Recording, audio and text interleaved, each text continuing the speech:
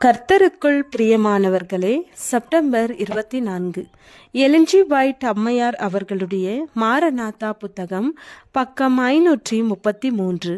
இன்றைய தியானத்திற்காக தெரிந்து கொள்ளப்பட்ட தலைப்பானது மகா கொடிய இக்கட்டு காலம். வசனம் மார்க் 13வது அதிகாரம் 19வது வசனம். ஏனெனில் தேவன் உலகத்தை சிருஷ்டித்தது முதல் இதுவரைக்கும் சம்பவித்திராததும் இனிமேலும் சம்பவியாததுமான உபத்திரவம் அந்நாட்களில் உண்டாயிருக்கும். இதுவரை ஒருபோதும் உண்டாயிராத இக்கட்டு காலம் நம் முன் சீக்கிரமாக வரவிருக்கிறது. இப்போது நாம் பெற்றிராத அனுபவத்தை பெற்றுக்கொள்வது அவசியமாகும். அத்தகைய அனுபவத்தை பெற்றுக்கொள்ளக்கூடாத அளவிற்கு அநேகர் மிகவும் சோம்பலுடன் இருக்கிறார்கள்.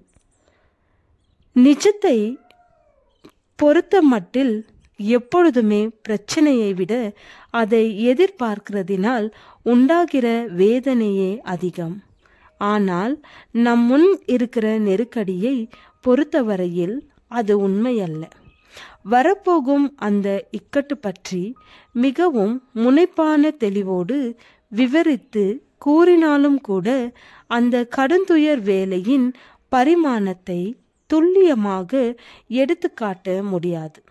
எனவே இப்பொழுது நமது அருமையான மீட்பர் நமக்காக பாவ நிவர்த்தி செய்து கொண்டிருக்கும் போது நாம் அவரில் பூரணப்பட பிரயாசப்பட வேண்டும். தேவனின் அருளால் திட்டமிடப்பட்ட பள்ளியில்தான் இயேசுவின் தாழ்மையையும் சாந்தத்தையும் நாம் கற்றுக்கொள்ள வேண்டும். நாம் தெரிந்து கொள்ளுகிற பாதை மிகவும் சுலபமாகவும் இனிமையாகவும் இருக்கிறது.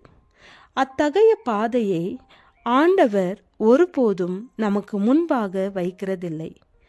வாழ்வின் உண்மையான குறிக்கோள்களையே எப்பொழுதும் நமக்கு முன் வைக்கிறார். தங்களுடைய ஆத்துமாக்களை மிகவும் பயங்கரமான ஆபத்திற்குள் கொண்டு வரத்தக்கதான அளவிற்கு ஒருவரும் இத்தகைய பணியை அலட்சியம் செய்யவோ அல்லது தாமதப்படுத்தவோ கூடாது. பூமியிலும் சமுத்திரத்திலும் குடியிருக்கிறவர்களே ஐயோ! பிசாசானவன் தனக்கு கொஞ்ச காலம் மாத்திரம் உண்டென்று அறிந்து மிகுந்த கோபம் கொண்டு உங்களிடத்தில் இருக்கிறபடியால் உங்களுக்கு ஆபத்து வரும் என்று பரலோகத்திலிருந்து வந்த ஒரு உரத்த சத்தத்தை கேட்டதாக அப்போஸ்தலனாகிய யோவான் கூறி ஆச்சரியப்படுகிறார். பரலோகத்தினின்று வரும் குரலே இத்தகைய ஆச்சரியத்தை ஏற்படுத்துமானால் அந்த காட்சி எத்தனை பயங்கரமானதாக இருக்கும். சாத்தானுடைய காலம் குறுக குறுக அவனுடைய உக்கிரமான கோபம் அதிகமாகிறது. அவனுடைய தந்திரங்களும் அழிவுகளும் இக்கட்டு காலத்திலே உச்சக்கட்டத்தை அடைகின்றது. தேவனுடைய நீடிய பொறுமை முடிவிற்கு வந்துவிட்டது. உலகம் அவருடைய இரக்கத்தை தள்ளி போட்டது. அவரது அன்பை அவமதித்து அவருடைய பிரமாணத்தை மிதித்து போட்டது. துன்மார்க்கர் கிருபையின் காலத்தின் எல்லையை கடந்து விட்டார்கள்.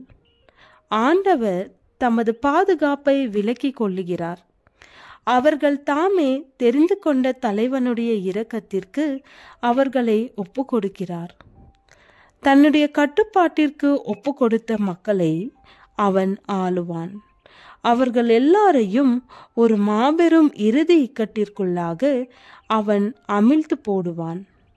மானிட இச்சைகளில் கொடிய வெறியாட்டங்களை தேவ தூதர்கள் தடுத்து நிறுத்தாமல் விட்டுவிடும்போது காலத்தின் மூலக்கூறுகள் அனைத்தும் கட்டவிழ்த்து விடப்படும். பழைய எருசலேமின் மேல் வந்த அழிவை காட்டிலும் மிகவும் பயங்கரமான அழிவில் உலகம் முழுவதும் சிக்கிக்கொள்ளும். உலகம் உண்டானது முதல் உண்டாயிராத இக்கட்டு காலத்தின் மத்தியிலே தேவனுடைய தெரிந்து கொள்ளப்பட்ட பிள்ளைகள் அசையாது நிற்பார்கள். சாத்தானும் அவனுடைய தீய சேனைகள் அனைத்தும் தேவனுடைய பரிசுத்தவான்களில் மிகவும் பலவீனமான ஒரு நபரை கூட அழித்து போட முடியாது. ஜெபம். பிதாவே, எங்கள் எண்ணங்களை மாற்றவும் பிறரை மன்னிக்கவும் கற்றுத்தாரும் தேவனே. ஆமென்.